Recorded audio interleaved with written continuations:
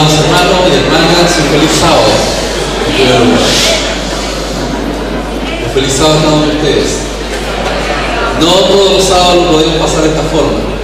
Por lo tanto, hoy es un momento muy especial. Muy especial porque hemos venido a escuchar y a buscar y a seguir fortaleciendo la palabra de Dios y los mensajes de Dios. Podemos abrir nuestra Biblia. Segunda de Crónicas, capítulo 20, versículo 20. Segunda de Crónicas, capítulo 20, versículo 20. ¿Alguien ya lo encontró? ¿Lo puede leer? Por favor, sí. ¿Qué dice? Cuando se levantaron por la mañana, salieron al desierto de Jehová, y mientras ellos salían, Josafat, estando de pie, dijo: oíd de Judá, moradores de Jerusalén, creed en Jehová vuestro Dios, estaréis seguros, creed en sus profetas, creed y prosperaréis. Amén. Palabra del Señor. Estimados hermanos, ¿queremos estar seguros? Amén. ¿Qué hay que hacer? Creer en Jehová. ¿Queremos ser prosperados? Creer en sus profetas. Amén. Apreciados y queridos hermanos, para este cielo es un privilegio presentar al pastor Stephen Paul, que nació en Estados Unidos, pero se crió en Colombia y en Venezuela, donde sus padres trabajaron como misioneros por más de 30 años. El pastor Bon ha enseñado en seminarios y en conferencias o en asociaciones, diríamos, en 5 continentes. En el continente americano ha predicado desde Alaska hasta Argentina, hasta Chile. ¿Está bien, pastor Germán? Ok. El pastor Bon ha predicado desde Alaska hasta Chile.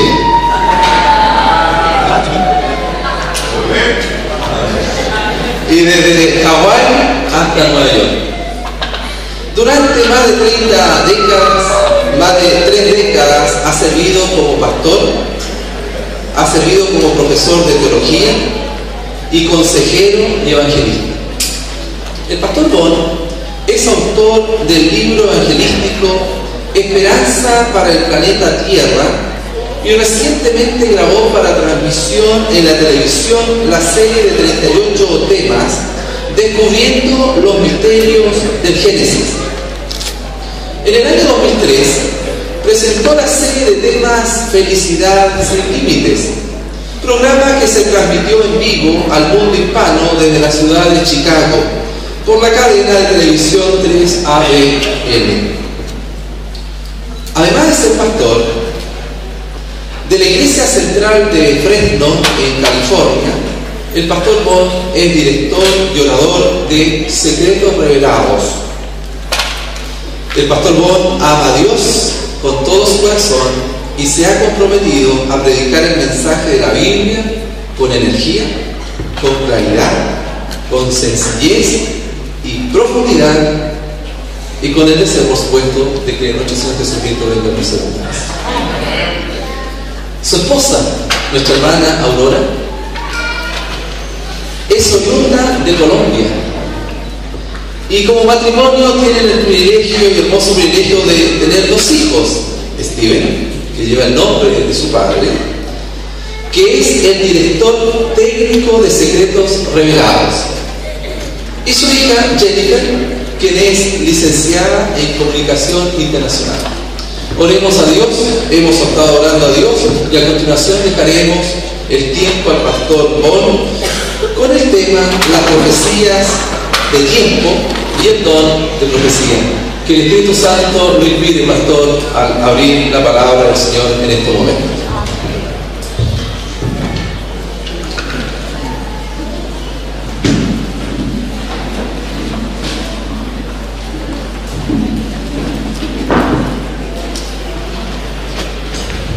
Muchas gracias, pastor.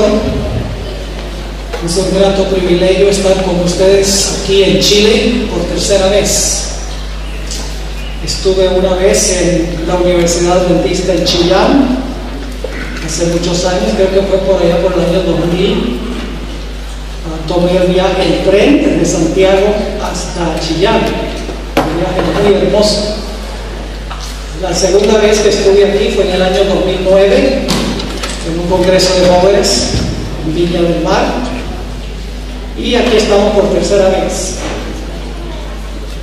El fin de semana antepasado estuve presentando una serie de temas en un congreso de jóvenes en la ciudad de Cali, en Colombia.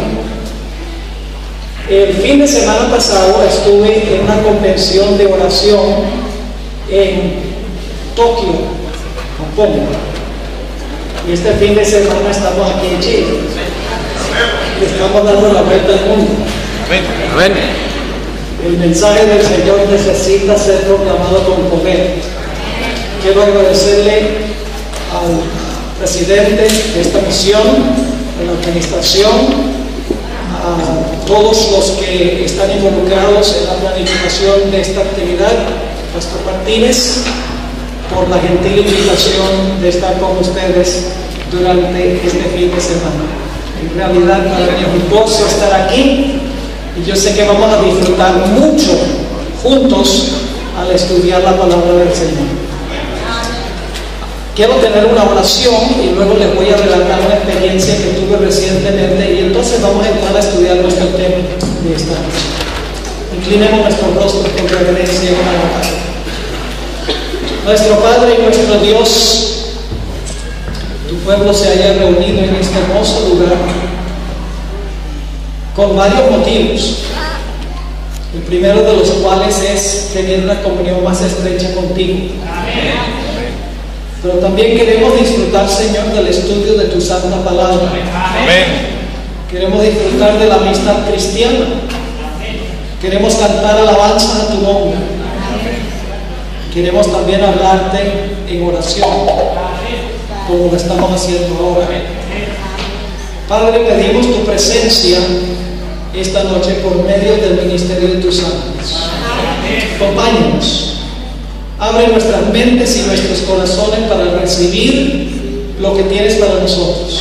Bendícenos todo este fin de semana. Amén. Damos gracias, Padre, porque podemos acercarnos con confianza al trono celestial y que el Rey del universo está dispuesto a inclinar su oído para escucharnos.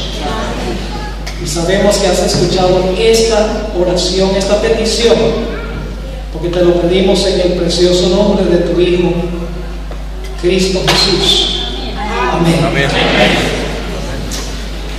En el mes de agosto tuve el privilegio de predicar unos 5 días en el estado de New Jersey, en el este de los Estados Unidos. La familia que nos invitó, porque fui con mi esposa, uno de los días que estuvimos allá nos invitaron para comer en su hogar. Cuando fuimos nos dimos cuenta que había un joven que había estado asistiendo a las conferencias, pero no era miembro de esta familia. Mientras estábamos sentados en la mesa, él compartió un testimonio que me impactó, me pareció muy interesante.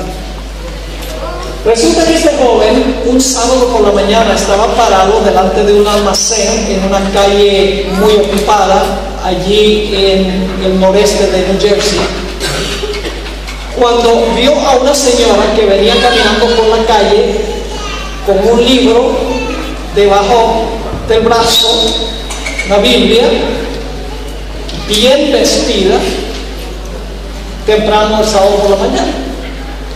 Y según él contó, llamó a la señora y le dijo: señora, ¿para dónde va usted también vestida con esa Biblia el sábado? Ella dice: pues voy a la iglesia. Y él le dijo: ¿a la iglesia el sábado? Dice: la gente va a la iglesia es el domingo, no el sábado. Ella le dijo: pero es que yo soy adventista del séptimo día y en mi iglesia se trata el sábado. Y el joven la miró y le dijo, ¿sabe? Yo estaba estudiando la Biblia y yo estoy convencido que el sábado es el día que debemos guardar. Qué interesante que me encontré con usted. ¿Puedo ir con usted a la iglesia? Y la hermana dijo, sí, ¿cómo no? Puede venir conmigo. Así que los dos llegaron a la iglesia, entraron por la puerta, se encontró con uno de los ancianos y el joven le preguntó, le dijo, oiga, ¿esta es la iglesia que guarda el sábado como día de reposo? Y el anciano dijo, sí, esta es la iglesia. Y el joven dijo, pues si esta es la iglesia que guarda el sábado, esta es mi iglesia. Amén. Se sentó a escuchar el sermón.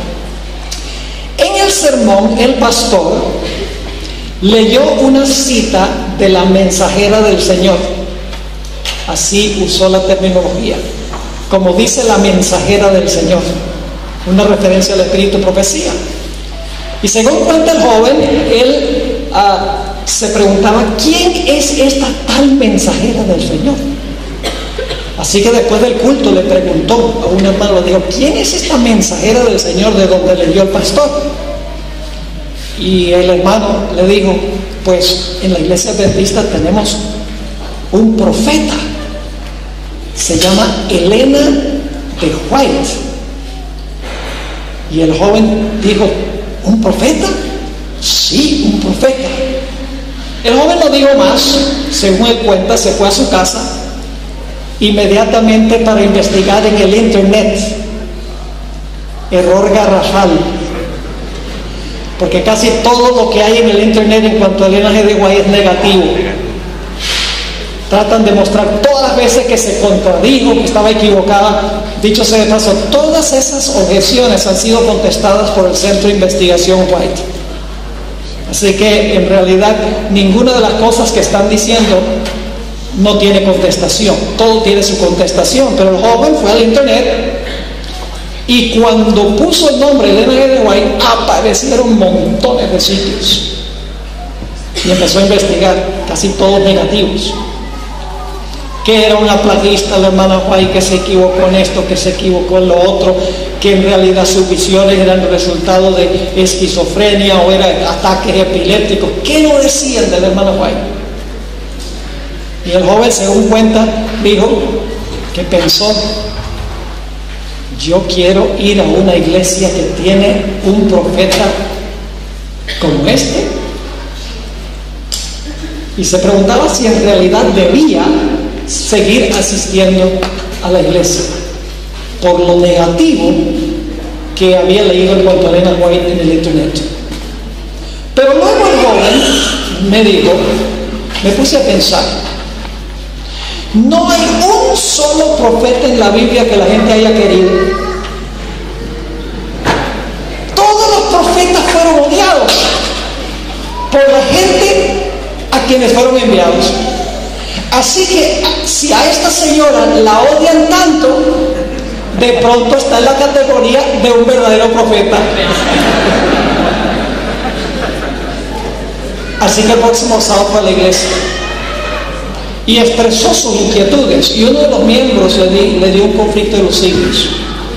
Le digo, léase este libro usted mismo para ver si ella fue inspirada o no, y si lo que dicen de ella es verdad o no. En una semana se leyó el conflicto de los siglos. Cuando llegó el siguiente sábado,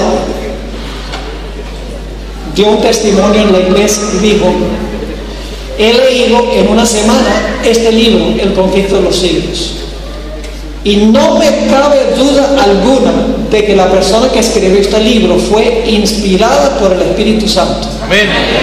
Este no es un libro común y corriente, es un libro que viene directamente de Dios. Amén. Y ahí está el joven fiel en la iglesia. Está testificando ahora a sus familiares y a sus amigos. Y varios de ellos están asistiendo a la iglesia como resultado del testimonio de él. Este fin de semana vamos a hablar sobre el espíritu de profecía. Una de las doctrinas olvidadas de la iglesia adventista. Hemos llegado al punto donde decimos tanto que vamos por la Biblia, que creemos que eso significa que excluimos los libros de Elena G. de White. Durante nuestro estudio este fin de semana vamos a hablar de la relación que existe entre los escritos de Elena White y la Biblia. Elena White no es otra Biblia, no es un apéndice a la Biblia, no presenta nuevas doctrinas que no están en la Biblia, pero tiene una función especial por la cual Dios la ha levantado en estos últimos días. Y esa función la vamos a estudiar en detalle durante los 6 temas que voy a presentar, Dios mediante, este fin de semana. El tema que vamos a estudiar esta noche se titula Las profecías de tiempo y el don de profecía. Y quiero comenzar mencionando que el apóstol Pablo compara a la iglesia con un cuerpo. En 1 Corintios 12, la iglesia es el cuerpo de Cristo. Y el apóstol Pablo recalca allí que el cuerpo es uno, pero el cuerpo tiene muchos miembros. Y cada miembro del cuerpo existe para desempeñar cierta función. Un cuerpo, muchos miembros, y cada miembro cumpliendo una función para bien del cuerpo. Asimismo, el apóstol Pablo dice la iglesia. La iglesia es una, pero la iglesia se compone de muchos miembros y cada miembro tiene un don especial para bien de la iglesia, para la unidad de la iglesia. Ahora, las diferentes partes del cuerpo representan diferentes funciones de diferentes miembros en la iglesia. Por ejemplo, los pies. En la Biblia los pies representan a aquellos que van a anunciar el Evangelio de paz. Bienaventurados los pies de los que anuncian el Evangelio de paz. Son los que van, los pies llevan para proclamar el Evangelio. En la Biblia la boca representa la enseñanza. Dice que Jesús abrió su boca y les enseñó en parábolas. Es decir, la boca de la iglesia es el don de la enseñanza. El tacto que tocamos con las manos representa la bondad y el tacto que Dios ha llamado a ciertos miembros de la iglesia que tienen ese don especial para alcanzar a la gente y para tocarlos en tiempo cuando están dolidos. Pero esta noche queremos hablar de los ojos de la iglesia, porque la iglesia también tiene ojos. Por favor, abran sus Biblias conmigo al libro de 1 de Samuel, el capítulo 9 y el versículo 9. Y por favor, traigan sus Biblias. Vamos a usar muchísimo la Biblia aquí. Vamos a usar más la Biblia que el espíritu de profecía. Pero sí vamos a usar también el espíritu de profecía. Y dicho sea de paso, yo no uso PowerPoint, no tengo nada en contra de PowerPoint, pero sí creo en ayudas audiovisuales. Audio porque me pueden oír y visual porque lo pueden leer en la Biblia. 1 Samuel 9:9. Escucha lo que dice. Antiguamente en Israel, cualquiera que iba a consultar a Dios decía así: venid y vamos al vidente. ¿Con qué sentido tiene que ver esa palabra vidente? Con B. Dice, vamos al vidente, porque al que hoy se llama profeta, entonces se le llamaba vidente. El don de profecía es el don de los ojos de la iglesia. Note también lo que dice Isaías 29 y el versículo 10. Isaías 29 y el versículo 10. ¿Qué pasa cuando en la iglesia los profetas dejan de impartir su mensaje? El resultado es que la iglesia anda ciegas, porque no tiene ojos. Dice allí en Isaías 29 y el versículo 10: porque Jehová derramó sobre vosotros espíritu de sueño. Y escuchen esto: y cerró los ojos de vuestros profetas y puso velo sobre las cabezas de vuestros videntes. Por eso el sabio Salomón, bajo inspiración del Espíritu Santo, dijo en Proverbios 29:18: donde no hay visión, el pueblo se disipa o el pueblo se desenfrena. Y esa palabra visión que se usa allí, se usa mal a veces. Se dice que debemos ser gente de visión, debemos tener una visión positiva. La palabra que se usa aquí es la misma palabra que se usa en Daniel 7 para hablar de la visión de las 4 bestias. Es decir, la palabra visión se refiere a una visión profética. Es decir, donde no hay una visión profética, el pueblo se disipa o el pueblo se desenfrena. Ahora, la iglesia de la Odisea es la última. La iglesia de la Odisea es nuestra iglesia. ¿Y cuál es uno de los problemas que tiene la iglesia de la Odisea? Está desnuda, sí, pobre, miserable, pero también ¿qué? Ciega. ¿Será posible que la iglesia de la Odisea es ciega porque ha rehusado escuchar la voz profética? La Biblia parece en la iglesia son los profetas, el don profético. Así que si la Odisea quiere resolver el problema de la vista, tiene una vez más que escuchar la voz profética que Dios ha levantado en la iglesia, y debe no solo escucharla, sino que debe obedecerla para que la iglesia de la Odisea pueda ver.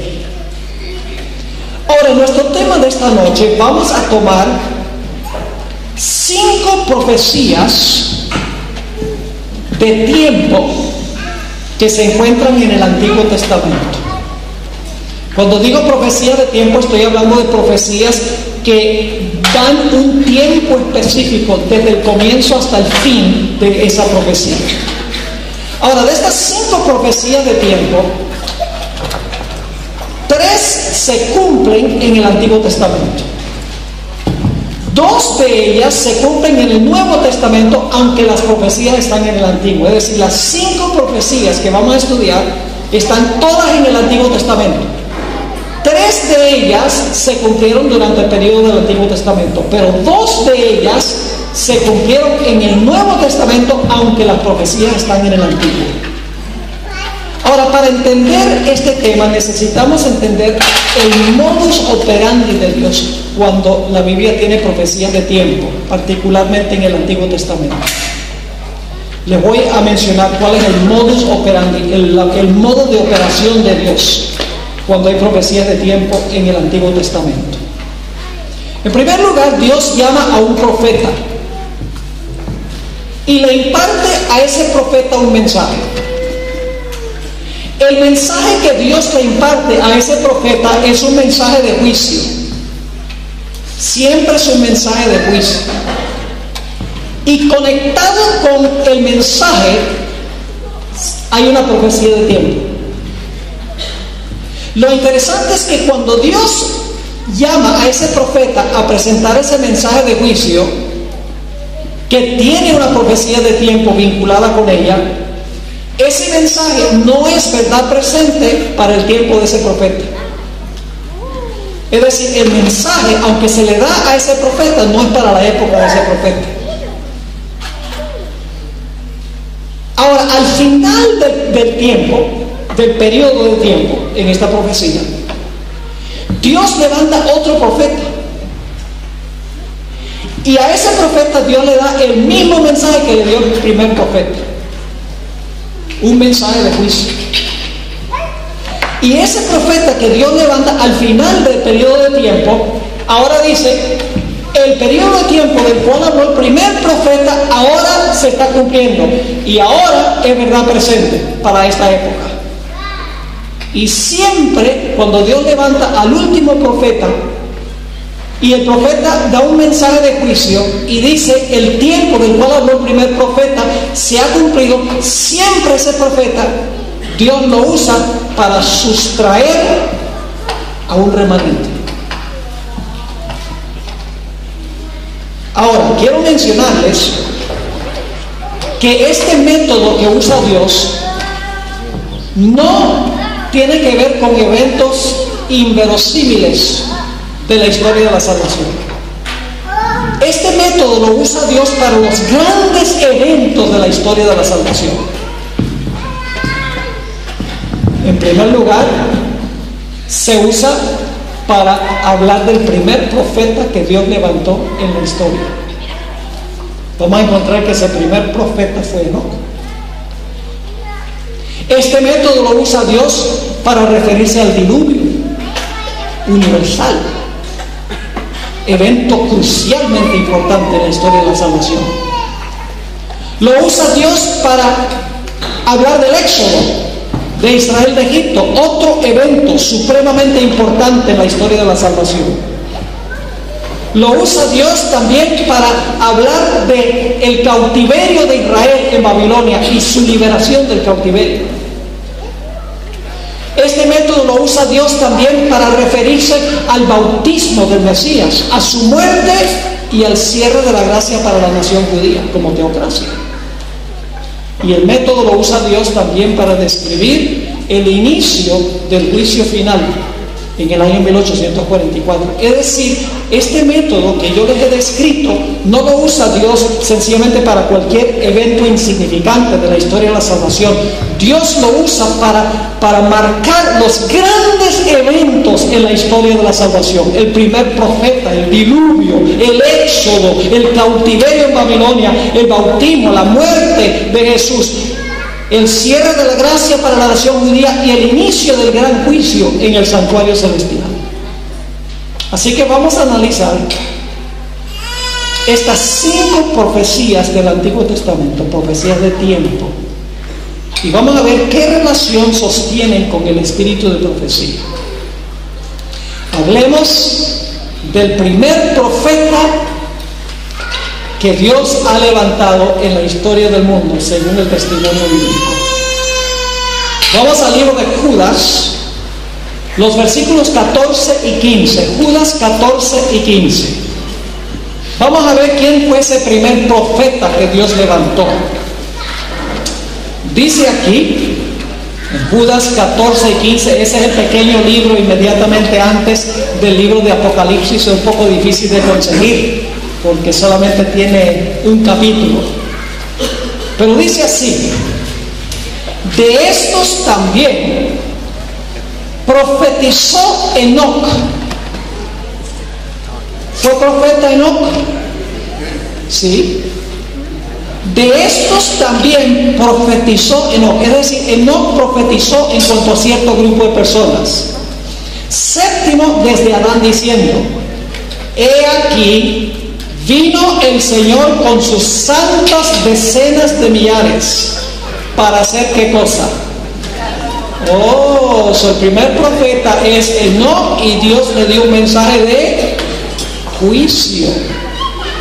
Porque dice: para hacer juicio contra todos y dejar convictos a todos los impíos de todas sus obras impías que han hecho impíamente, y de todas las cosas duras que los pecadores impíos han hablado contra él. Me da la impresión de que quieren recalcar de que son impíos.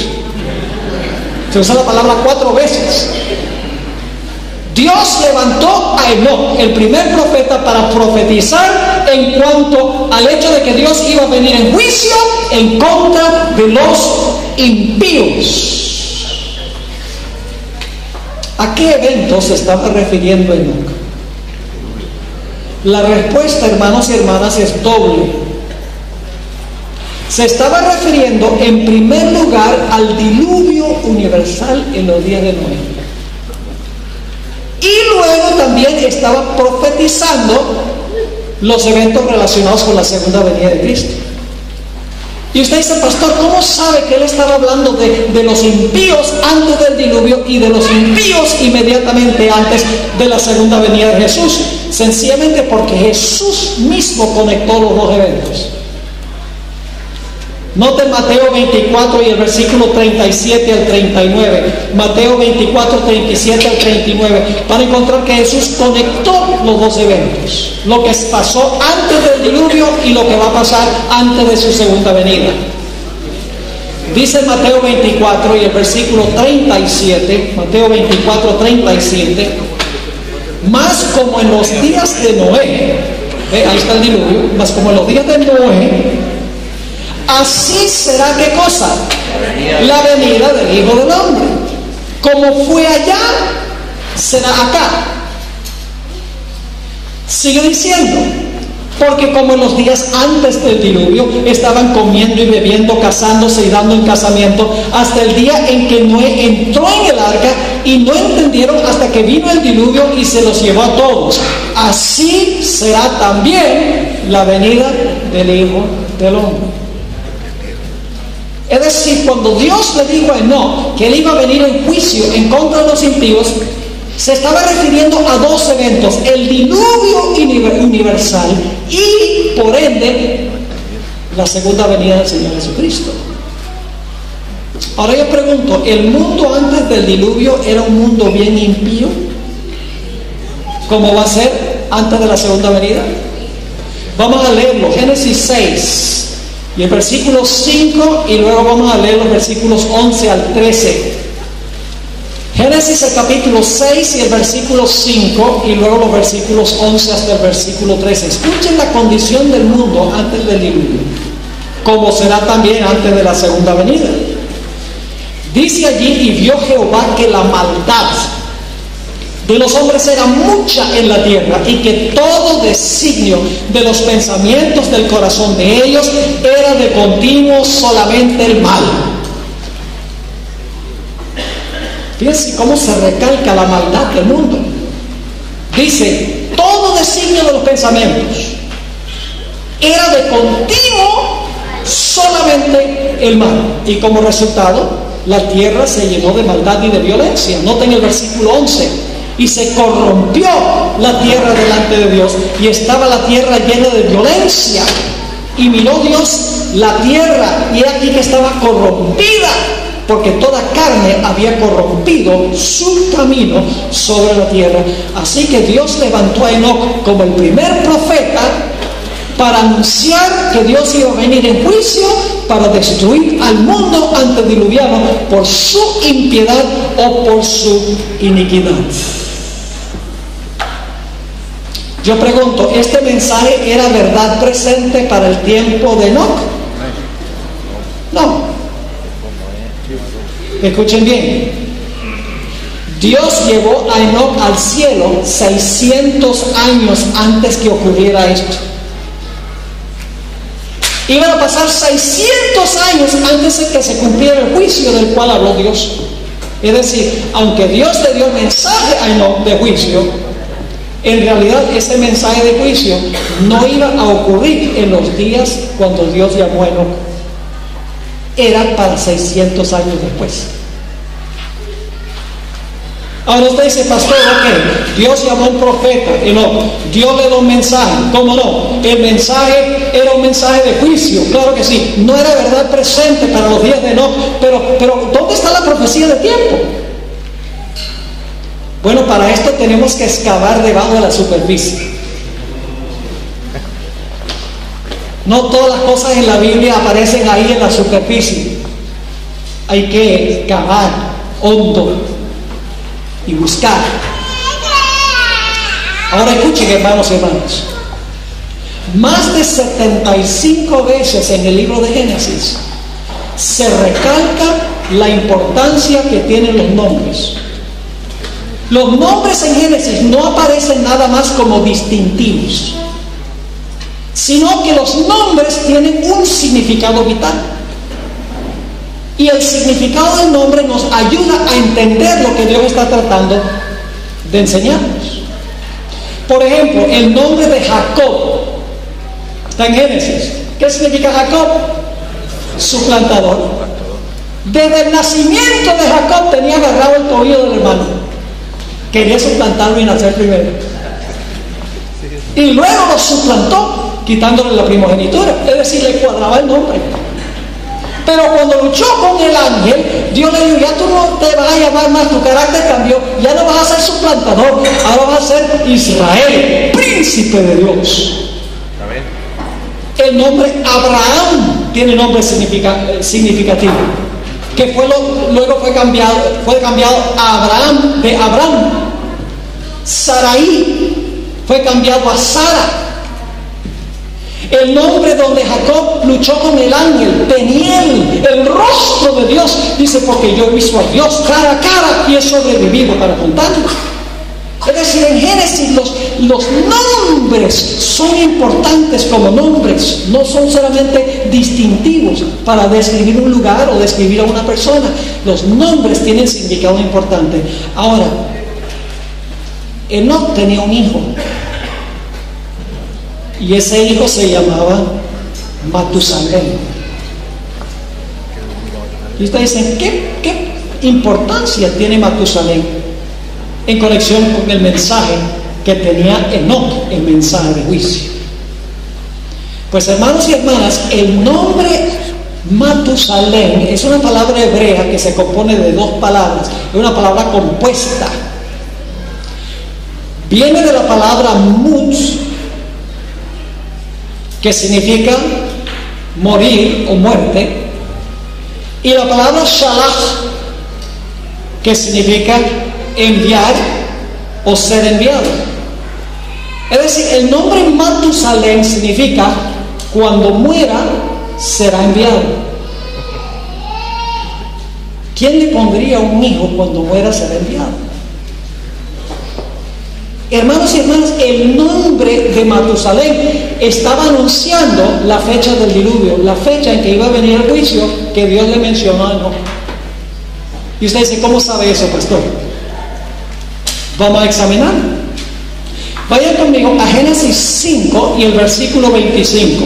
Génesis 5 y el versículo 25. Y permítanme decirles esto, hermanos y hermanas. Gracias. El nombre Matusalén significa cuando muera será enviado. Saben que según la tradición judía, y no nos guiamos siempre por tradición judía porque hay tradiciones que son erradas, pero es una tradición interesante. Ellos enseñan que Matusalén murió 10 días antes del diluvio. Ahora, yo no les puedo comprobar que fue 10 días antes, pero sí les puedo comprobar que Matusalén murió el año del diluvio. Cuando muera será enviado. Vamos a examinar. Génesis 5:25. Y vivió Matusalén 187 años y engendró a Lamec. Así que desde que nació Matusalén hasta que nació Lamec, ¿pasaron cuántos años? 187 años. Ahora, ¿cuánto tiempo pasó desde cuando nació Lamec hasta cuando nació Noé? Vamos al versículo 28. Versículo 28. Vivió Lamec 182 años y engendró un hijo y llamó su nombre Noé. Así que sumamos 187 desde cuando Matusalén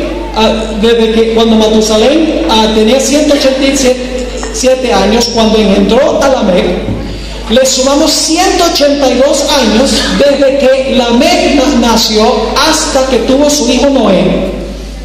Y ahora tenemos que ver cuántos años vivió Noé antes del diluvio.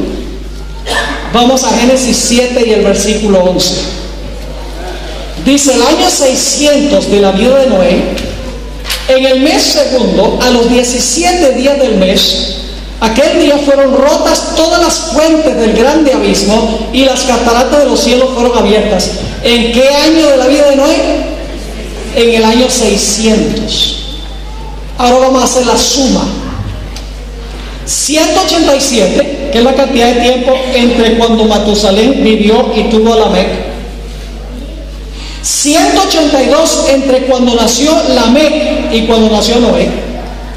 Más 600 que vivió Noé antes de que viniera el diluvio. ¿Cuánto le da esa suma? 187 más 182 más 600. 969. ¿Ve qué interesante? ¿Cuántos años vivió Matusalén? Vamos a Génesis 5:27. Génesis 5 y el versículo 27. Dice, fueron pues todos los días de Matusalén 969 años y murió.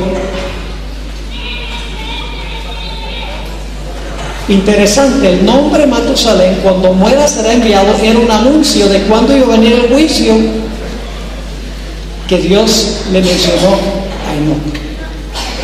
¿Había una profecía de tiempo entonces conectada con el mensaje de juicio que dio Enoc? Claro que sí. Pero ahora yo les pregunto, al terminar este periodo, cuando este periodo estaba ya llegando a su fin, levantó Dios a otro profeta para hacer verdad presente el mensaje de Enoc. ¿Cómo se llamaba ese profeta? Ese profeta se llamaba Noé. Dios levantó al final o hacia el final de este periodo otro profeta para decir, hey, el mensaje del cual habló Enoc es para ahora, va a ocurrir ahora. Es decir, Dios le dio a Noé el mismo mensaje que le había dado a Enoc hacia el final de este periodo, para hacer del mensaje verdad presente cuando iba a llegar el momento en que se iba a terminar de cumplir la profecía de tiempo y se iba a cerrar la puerta del arca. Noten lo que dice Hebreos 11 y el versículo 7. Hebreos el capítulo 11 y el versículo 7. Es interesante que en Génesis no dice que Noé predicó. En Génesis dice que Dios le dijo a Noé que hiciera un arca, eso sí. Pero en Génesis no dice que Noé predicó, pero gracias a Dios tenemos el Nuevo Testamento, a donde nos dice que Noé predicó. Hizo dos cosas, construyó y predicó. Dice en Hebreos 11 y el versículo 7, por la fe Noé, cuando fue advertido por Dios acerca de cosas que aún no se veían, ¿fue profeta Noé, sí o no? ¿Fue profeta? Claro, porque anunció cosas que aún no se veían. Con temor preparó el arca en que su casa se salvase, y por esa fe condenó al mundo y fue hecho heredero de la justicia que viene por la fe. Note también 2 de Pedro 2 y el versículo 5, donde se habla de la predicación de Noé. Fíjese que sí proclamó el mensaje de juicio. Le dijo a los antediluvianos, arrepiéntanse de sus caminos, porque lo que habló Enoc ahora se va a cumplir en nuestro tiempo. Cuando muera, será enviado. Segunda de Pedro 2:5 dice, y si no perdonó al mundo antiguo, sino que guardó a Noé, y ahora fíjense la palabra, pregonero de qué? ¿Qué es un pregonero? Con otras 7 personas trayendo el diluvio sobre el mundo de los impíos. Pregunta, ¿hizo Noé el mensaje de Enoc, verdad presente? ¿Era un mensaje de juicio? Cuando estaba por terminarse el periodo de tiempo, claro que sí. Ahora yo pregunto, bajo la dirección de Noé, ¿salvó Dios a un remanente? ¿Sacó un remanente? Claro que sí. Noé y su familia quedaron como remanente. Esa es la primera profecía de tiempo, matemática. Ahora vamos a nuestra segunda profecía de tiempo. Génesis, el capítulo 20. Y vamos a leer en un momento el versículo 7, pero permítame darles un poco de contexto. Resulta que Abraham fue a la ciudad de Gerar, y el rey de Gerar se llamaba Abimelech. Y cuando llegó Abraham allá a Gerar, Abimelech vio a la esposa de Abraham, que ya era viejita, pero aparentemente estaba todavía en buenas condiciones. Porque la miró, digo, esta mujer es hermosa, yo la quiero como mi esposa. Y Abraham, teniendo miedo de que Abimelech lo iba a matar a él para quedarse con la esposa, le dijo, no te preocupes, es mi hermana. Una verdad parcial es una mentira total. Y Abimelech la tomó. Pero esa noche Dios le dio un sueño a Abimelech y le dijo, ni se te ocurra quedarte con esta mujer. Vamos a ver lo que dice Génesis 20 y el versículo 7. Génesis 20 y el versículo 7. Ahora pues, devuelve la mujer a su marido, porque es profeta. ¿Qué era Abraham? Generalmente no pensamos de Abraham como profeta, pensamos que era patriarca, pero aquí dice que es profeta. Y orará por ti y vivirás, y si no la devolvieres, sabe que de cierto morirás tú y todos los tuyos. Abraham era profeta. Ahora yo pregunto, ¿será que Dios le dio a Abraham un mensaje de juicio que estaba conectado con una profecía de tiempo? Absolutamente. Vayan conmigo a Génesis 15 y el versículo 13 y el versículo 14. Génesis 15, 13 y 14. Entonces Jehová dijo a Abraham: ten por cierto que tu descendencia morará en tierra ajena y será esclava allí y será oprimida. ¿Qué? Ahí está la profecía de tiempo. Será oprimida 400 años. Versículo 14. Mas también a la nación a la cual servirán juzgaré yo. ¿Es un mensaje de juicio? Cuando este tiempo llegue a su fin, va a haber un ¿qué? Dice Dios. Va a haber un juicio contra la nación que los cautivó. Y dice, y después de esto saldrán con gran riqueza. Yo pregunto, ¿era esto verdad presente para los días de Abraham? No. Abraham vivió centenares de años antes que esto se cumpliera, pero Dios se lo dio a Abraham. Y la Biblia nos dice que Dios hace eso para que nosotros sepamos que Él conoce el fin desde el principio. No era verdad presente para los días de Abraham. Noten Génesis 15:15 para que se den cuenta. Génesis 15 y el versículo 15 dice, Dios hablándole a Abraham: y tú vendrás a tus padres en paz y serás sepultado en buena vejez. Es decir, este mensaje no es para tu época, pero yo te la doy. Cuando pasa el tiempo, yo voy a cumplir mi palabra. Así que Dios levanta a un profeta, Abraham. Le da un mensaje. El mensaje es un mensaje de juicio. Conectado con el mensaje de juicio hay una profecía de tiempo. Y no es verdad presente para los días de Abraham. Ahora yo pregunto, al final de este periodo levantó Dios otro profeta para hacer verdad presente lo que Dios le había dado a Abraham, el primer profeta. Claro que sí. ¿Cómo se llama ese profeta? Ese profeta se llamaba Moisés. Y usted dice, ¿Moisés fue profeta? Ajá. Vayan conmigo a Oseas 12 y el versículo 13. Oseas el capítulo 12 y el versículo 13. Para que vean que Moisés fue profeta. Dice allí: y por un profeta Jehová hizo subir a Israel de Egipto, y por un profeta fue guardado. ¿Moisés fue profeta? Sí. ¿Qué había anunciado Dios a través de Abraham? Que al terminarse los 400 años, Dios iba a venir en juicio contra la nación que iba a oprimir a su pueblo. Y que su pueblo iba a salir con gran riqueza. ¿Quién hizo verdad presente ese mensaje? Moisés, el profeta.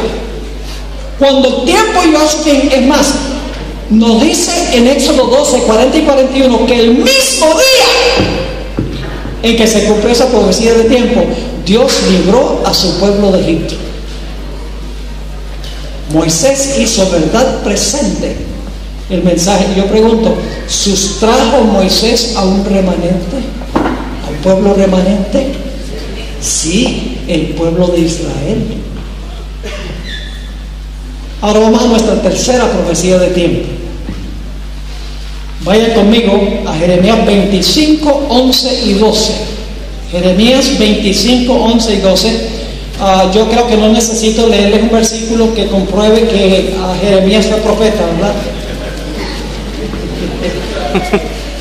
Pero por si acaso alguno lo quiere anotar, Jeremías 1:5 dice que Dios escogió a Jeremías por profeta desde antes que naciera. Dice, te di por profeta a las naciones. Si Jeremías era un profeta. Ahora yo pregunto, ¿será que Dios le dio un mensaje de juicio a Jeremías? ¿Será que había una profecía de tiempo conectada con esa profecía de juicio? Claro que sí. Jeremías 25, 11 y 12. Toda esta tierra será puesta en ruinas y en espanto. Y servirán estas naciones al rey de Babilonia 70 años. Ahí está la profecía de tiempo que dio Jeremías. Es decir, las naciones iban a servir al rey de Babilonia 70 años, incluyendo el pueblo de Israel. Versículo 12, y cuando sean cumplidos los 70 años, si cuando esta profecía de tiempo llegue a su fin, ¿qué dice? Castigaré. En realidad algunas versiones dicen visitaré. No es una visita amistosa. Visitaré significa que Dios iba a ¿qué? A juzgar a la nación que oprimió al pueblo. Dice, castigaré al rey de Babilonia y a aquella nación por su maldad, ha dicho Jehová, y a la tierra de los caldeos, y la convertiré en desiertos para siempre. Pregunta, ¿este mensaje era verdad presente para los días de Jeremías? No, porque Jeremías murió más de 80 años antes que se cumpliera esta profecía. Ni siquiera la profecía de los 70 años estaba recién comenzando la profecía de los 70 años cuando vivió Jeremías, pero él no estaba por ahí cuando esta profecía llegó a su fin. No era verdad presente para los días del profeta Jeremías. Pero Dios le estaba diciendo a Jeremías, mira, tú eres mi profeta, yo te doy un mensaje de que yo voy a venir en juicio contra esa nación que oprimió a mi pueblo, y eso va a suceder después que terminen los 70 años. La profecía de tiempo no era verdad presente para los días de Jeremías. Ahora yo pregunto, al final de este periodo levantó Dios a otro profeta para hacer verdad presente el mensaje que le había dado a Jeremías de los 70 años. ¿Cómo se llamaba ese profeta? Daniel. Dice matemático, ¿cómo funciona esto? Daniel. Vamos a Daniel capítulo 9 y el versículo 1 y 2 para que se den cuenta. Daniel capítulo 9 y el versículo 1 y el versículo 2. Escuchen bien, acababa de caer Babilonia. Babilonia cayó en el año 539 a.C. Y Daniel sabía que Dios había prometido que el cautiverio iba a durar 70 años. Es decir, él sabe que Babilonia cayó, el poder opresor, y él dice, tiene que haber un decreto pronto para restaurar al pueblo a su tierra. Y fíjense la profecía que está estudiando Daniel, Daniel 9, 1 y 2. En el año primero de Darío, hijo de Asuero, de la nación de los Medos, que vino a ser rey sobre el reino de los caldeos, en el año primero de su reinado, yo, Daniel, miré atentamente en los libros el número de los años de que habló Jehová al profeta Jeremías, que habían de cumplirse las desolaciones de Jerusalén en 70 años. Y la hermana White describe en el libro Profetas y Reyes un encuentro muy interesante entre Daniel y Ciro. Ciro fue el conquistador de la ciudad de Babilonia, fue el que entró por el cauce seco del río Éufrates y mató a Belsasar, y cayó Babilonia esa noche. La hermana White dice que Daniel se encontró con Ciro y básicamente le dijo que estaba esperando. Y Ciro dice, ¿cómo me has estado esperando? Sí, me estaba esperando. Entonces le sacó la profecía de Isaías 45:1 y le dijo, mira, Dios te escogió por nombre más de 100 años antes que tú nacieras. Tú estás cumpliendo lo que Dios prometió. Tremendo. Daniel sabía que la profecía de los 70 años estaba por cumplirse, y Daniel dirigió el movimiento del pueblo para regresar otra vez a su tierra, tal cual lo decía la profecía que había dado Jeremías muchos años antes. Y el pueblo regresó para edificar el templo, la ciudad y los muros, y para restablecer otra vez su religión. Exactamente como Dios había dicho por Jeremías, ahora Daniel lo hace verdad presente, diciéndole al pueblo, ha llegado el momento. Y Daniel le dice a Ciro, tú tienes que dar el decreto para que el pueblo salga. Y en Esdras 1 al 4 dice que Ciro dio el decreto. Exactamente 70 años después. Ahora vamos a nuestra siguiente profecía del tiempo. La profecía de las 70 semanas. Es una profecía que se encuentra en el Antiguo Testamento, pero se cumple en el Nuevo.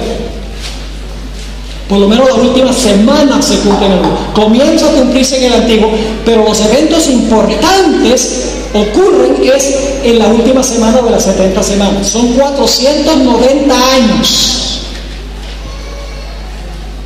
Ya como adventistas debemos saber esto, que las 70 semanas son 70 semanas de años. O sea, 70 por 7 días, cada semana son 490.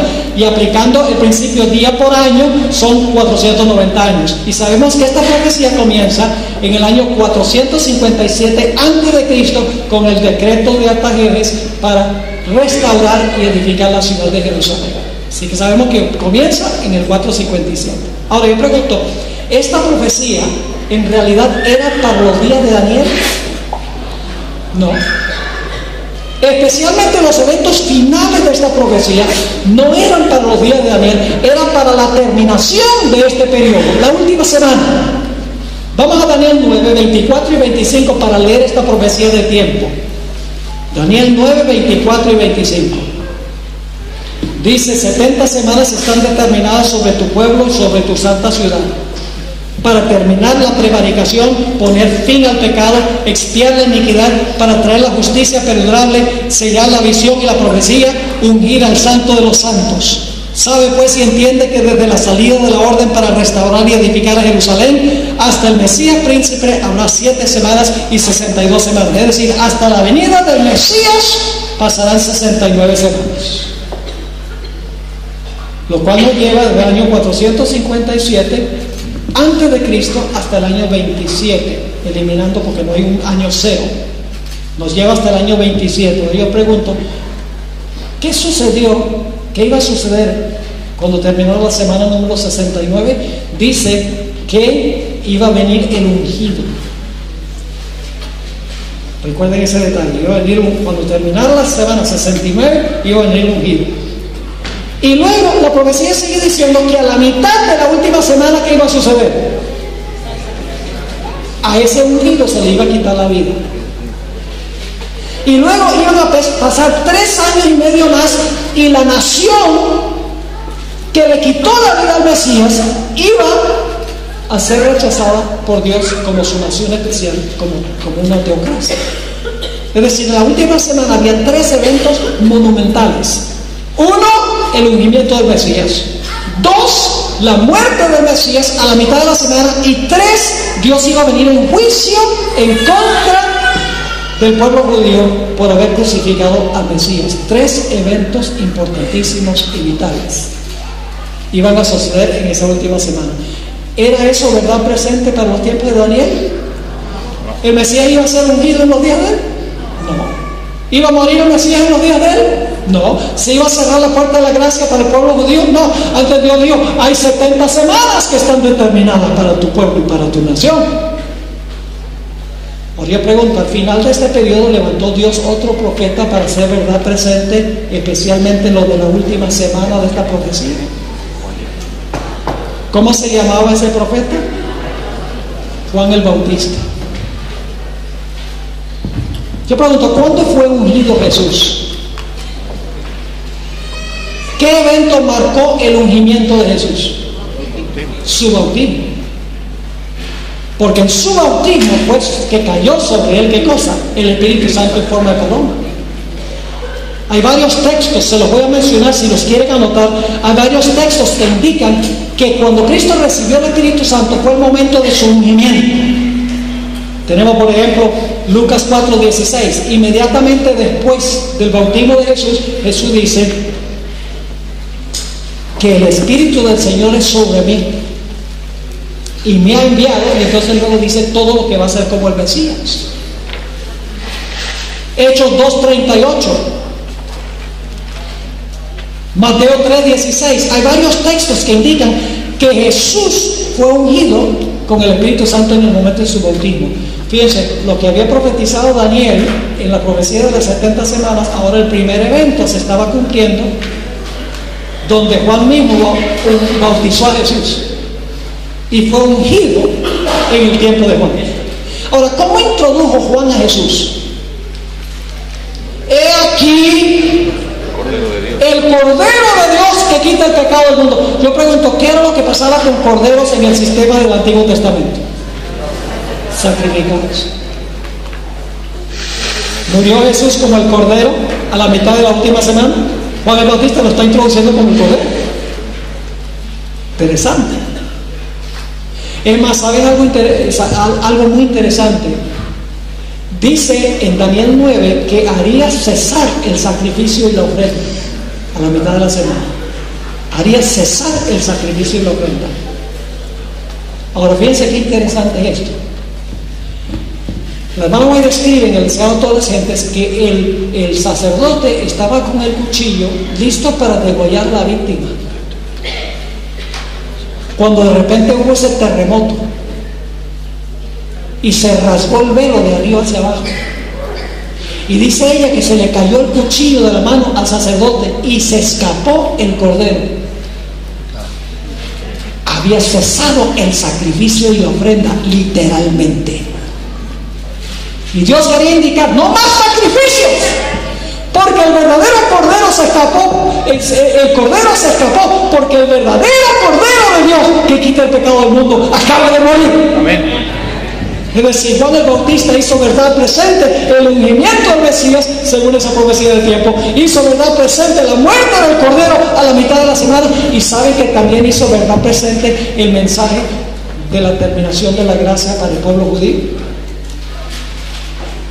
Esto se lo voy a sintetizar, se lo voy a hacer corto. ¿Ustedes recuerdan que Juan el Bautista, cuando él predicó su mensaje, dijo, no penséis, hablándole a los dirigentes judíos, no penséis decir dentro de vosotros mismos, a Abraham tenemos por padre? Porque yo digo que Dios puede levantar hijos a Abraham aún de estas piedras. Y la hermana White amplía de que cuando Jesús dijo puede levantar hijos de Abraham de estas piedras, no estaba hablando de piedras literales, sino que estaba hablando de los gentiles que estaban presentes allí, quienes los judíos pensaban que tenían un corazón de piedra que nadie podía alcanzar.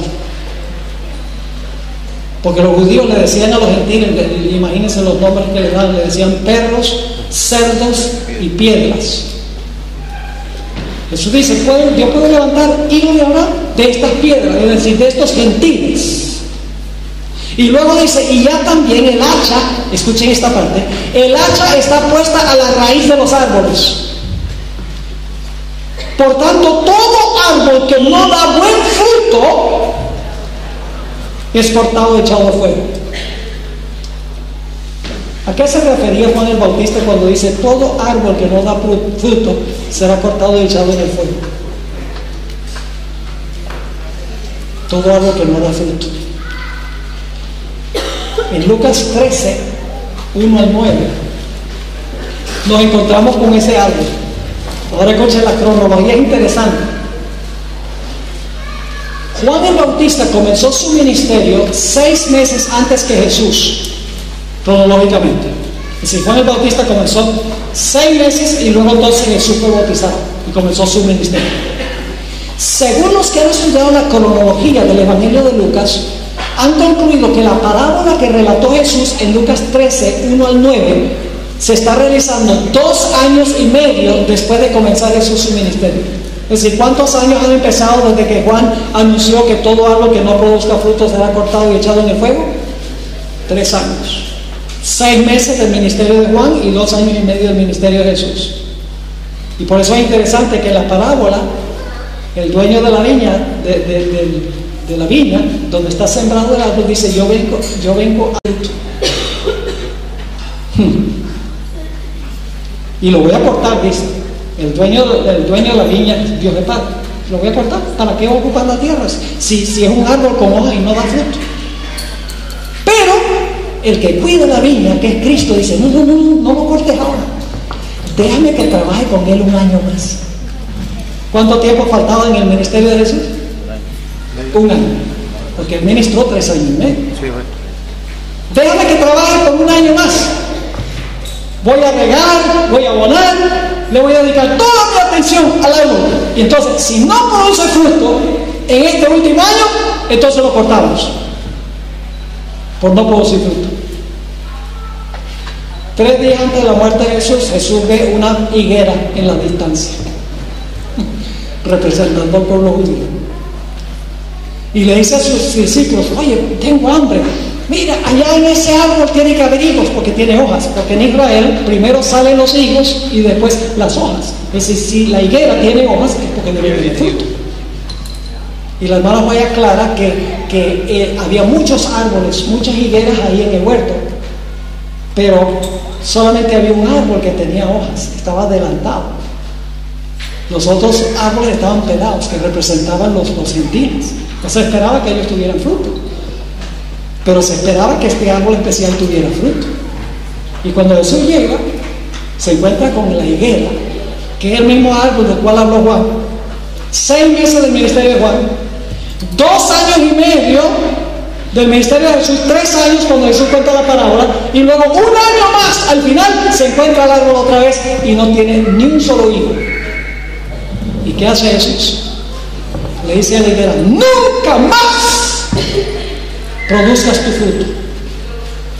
La hermana voy a aclarar que al maldecir la higuera se estaba cerrando la puerta de la gracia para la nación judía. Yo pregunto entonces, cuando Juan el Bautista dijo todo árbol que no produce fruto es cortado y echado en el fuego, ¿estaba anunciando que si el pueblo judío no aceptaba el mensaje iba a ser cortado en juicio por Dios? Claro que sí. Es decir, Juan el Bautista hizo verdad presente el mensaje de la profecía de las 70 semanas. Ahora vamos a nuestro último ejemplo. Hay otra profecía de tiempo en el Antiguo Testamento que es más larga. Es decir, las 70 semanas son la primera parte de esta otra profecía de tiempo. ¿Cuál profecía es esa? La profecía de los 2300 días. Dios le dio esa profecía a Daniel, que es la parte más larga de la profecía de las 70 semanas. Las 70 semanas son la primera parte de la profecía de los 2300 días. Y Dios le dio a Daniel esa profecía. Le dice: hasta 2300 días y el santuario será purificado. Yo pregunto, ¿qué es la purificación del santuario? ¿Es el juicio, sí o no? La purificación del santuario es el juicio. Un mensaje de juicio. Una profecía de tiempo conectada con el juicio. 2300 días y el santuario será purificado, es decir, comenzará el juicio. Yo pregunto, ¿ese mensaje era verdad presente para los días de Daniel? No. Ahora se me ocurre preguntar esto. ¿Ustedes piensan que al final de este periodo Dios iba a levantar otro profeta para explicar de que la profecía de los 2300 días había llegado a su fin? ¿Qué les parece? ¿Y de dónde sacaron esa idea? Del proceso que sigue Dios, que hemos estado estudiando. Ahora fíjense qué interesante esto. Al final, o cuando este periodo estaba llegando a su final, Dios levantó un movimiento interdenominacional e intercontinental que proclamó el mensaje: temed a Dios y darle gloria porque la hora de su juicio ha llegado. Y el versículo central que predicaron los mileritas era: hasta 2300 días y el santuario será purificado. ¿Por qué es que en unos 10 años antes de 1844 esta gente está proclamando este versículo específicamente? Había mucho que podían anunciar, pero este movimiento está enfocándose específicamente en la profecía de Daniel 8:14. ¿Saben por qué? Porque ellos iban a hacer verdad presente el mensaje que había dado Daniel. Por eso hablaron sobre la misma profecía que se había dado al comienzo de este periodo. Claro, los milenitas estaban equivocados en cuanto al evento que se iba a realizar en esa fecha. Estaban correctos en cuanto a la fecha, pero no entendieron bien el asunto del evento que se iba a suceder en la fecha. Ellos pensaban que iba a ser la segunda venida de Jesús. Por eso escuchen bien: después del chasco en 1844, Dios levantó a otro profeta para explicar la razón del chasco. y para explicar a qué había ido Jesús al lugar santísimo del santuario celestial. Todas las visiones primeras de Elena G. de White tenían un propósito: explicar la profecía de los 2300 días. Ustedes pueden mirarlas en primeros escritos, están todas las visiones tempranas de la hermana White, las que tuvo desde diciembre de 1844 hasta 1845 y 46. Todas tienen un fin: explicar qué sucedió el 22 de octubre de 1844.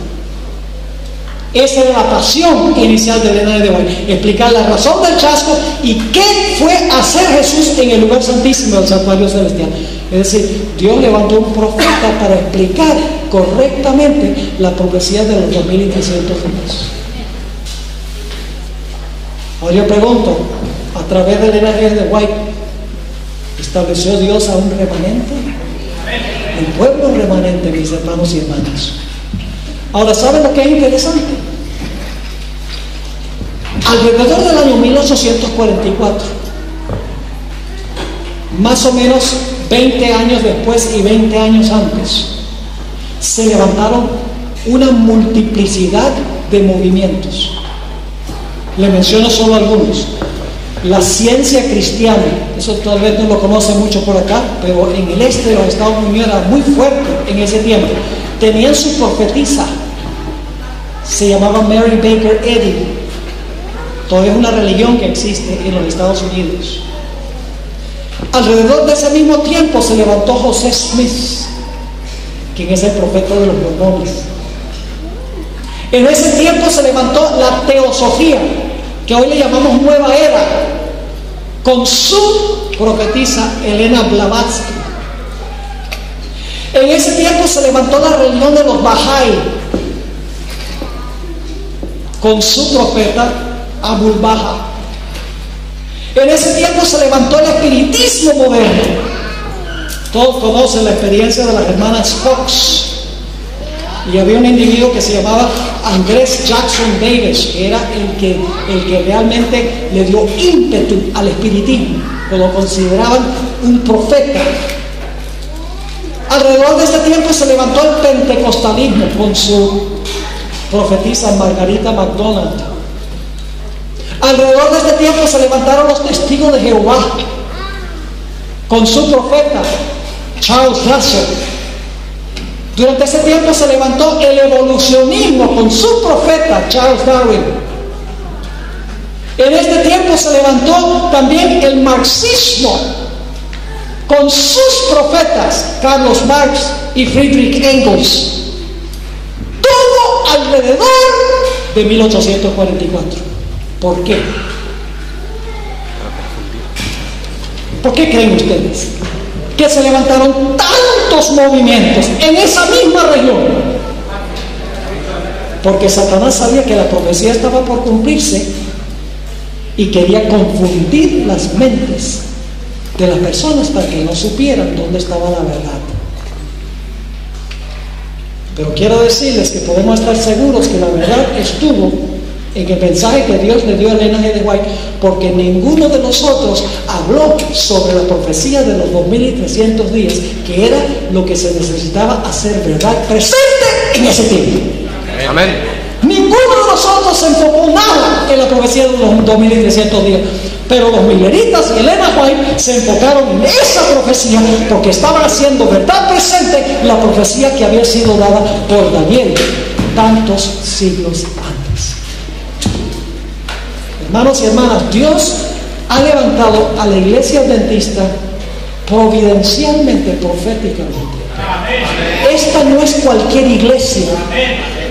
Esta no es una iglesia entre el montón. Esta es una iglesia que Dios ha levantado como su remanente en estos últimos días. Como un mensaje de juicio para el mundo. Como un mensaje de que pronto va a concluir el juicio de los vivos. Va a empezar pronto y va a terminar. Y que debemos prepararnos para encontrarnos con nuestro Dios. Un mensaje especial, mis hermanos y hermanas. No somos evangélicos del séptimo día, ni pentecostales del séptimo día, ni presbiterianos del séptimo día, ni metodistas del séptimo día, ni luteranos del séptimo día. ni anglicanos del séptimo día, ni episcopales del séptimo día. Somos adventistas del séptimo día. Necesitamos recobrar nuestra identidad. No es que nosotros seamos más que los demás, pero el mensaje que tenemos sí es más. Lo importante no somos nosotros, porque si nosotros no estamos cumpliendo la misión, no estamos en mejor situación que la gente que no pertenece a la iglesia. Dios nos ha llamado, hermanos y hermanas, para proclamar un mensaje especial para este tiempo. Y hay de nosotros si no proclamamos ese mensaje que Dios nos ha encomendado. De alguna manera Dios lo va a presentar al mundo, pero nosotros vamos a perder la bendición. ¿Les quedó claro lo que estudiamos esta noche? Amén. Podemos estar seguros de que Dios levantó el don profético en el lugar correcto, en el momento correcto, con el mensaje correcto. Ahora, mañana en la mañana, Dios mediante, vamos a estudiar el tema la luz menor. Prepárense para unas cuantas sorpresas, porque generalmente se ha dicho que los espíritus de la mano guay son la luz menor y que la Biblia es la luz mayor. Mañana vamos a analizar a ver si eso es verdad. Y les adelanto, mañana vamos a ver que en realidad tanto la Biblia como los escritos de la hermana White son una luz menor. Y la luz mayor es Cristo Jesús. Así que no se pierdan el próximo emocionante episodio. Oremos. Padre Celestial, gracias te damos porque tú has levantado a este pueblo con un mensaje y una misión especial en este mundo. Un mensaje que el mundo necesita urgentemente. Te ruego, Padre, que tú nos ayudes a apreciar lo que tú nos has dado. Oh, Padre, que no seamos como todas las demás iglesias que proclaman a Cristo, sí, proclaman un mensaje, pero no es el mensaje de verdad presente para este tiempo que el mundo necesita. Ayúdanos, Señor, a cumplir la misión que tú nos has encomendado. Gracias por habernos acompañado esta noche. Pedimos tu continuada compañía durante el fin de semana. Gracias por escucharnos, porque te lo pedimos en el nombre de Jesús. Amén.